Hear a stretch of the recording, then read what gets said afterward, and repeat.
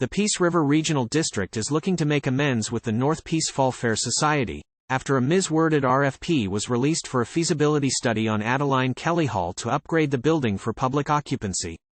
The error was the omission of the word grounds within the RFP, as the PRRD does not own the North Peace Fall Fair event. North Peace Fall Fair Society Director Lita Powell sent a letter to the PRRD on August 22, 2023, outlining how she felt the society had been blindsided by the regional district over the wording of the RFP. Powell attended the PRRD's September 14, 2023 board meeting, and gave additional comments to directors on the RFP in her letter.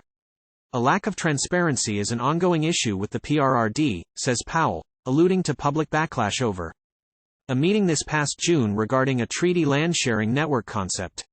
In this facility, not long ago, there were 1,000 people that were willing to take you on because of a lack of transparency, said Powell. The letter was not meant to be demeaning, it was not meant to do anything else other than ask the board to do your jobs. You're sending documents out to the public realm. They're not only incorrect, but they're insulting, demeaning, to the thousands of hours of volunteer work, she added. Powell said the first letter she drafted regarding the RFP wasn't sent, as it was too emotional. It was full of emotion, that reflected the comments of the volunteers, she said. Hundreds of thousands of volunteer hours, 76 years, sponsorships, hundreds of thousands of dollars. That's what puts the fair on.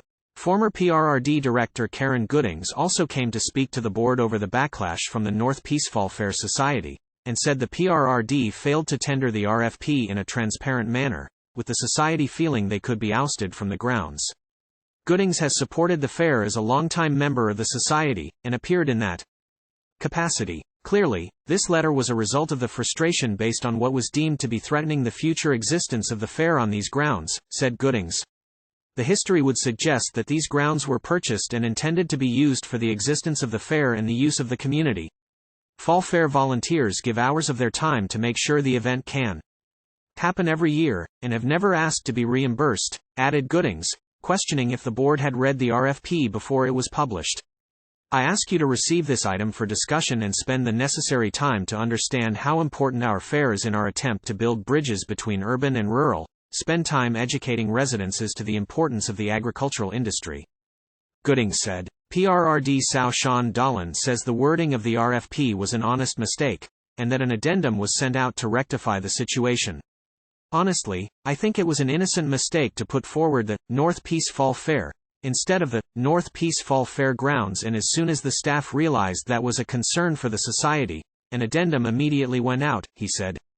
Fort St. John Mayor Lilia Hansen sought clarification on the ownership of the grounds, with her understanding being that the PRRD board authorized the purchase of 10 acres for $25,000 in 1979 and designated the site as a regional park for use by the North Peace Fall Fair, with another 40 acres added in 1985. Dolan said Hansen's understanding of the purchase history is correct. Electoral area. B. Director Jordan Keeley said the feasibility study was approved by the board to address liabilities with Adeline Kelly Hall, and best options for the grounds moving forward. Keeley agreed that the wording was just a simple mistake, that the PRRD tried to remedy with the addendum.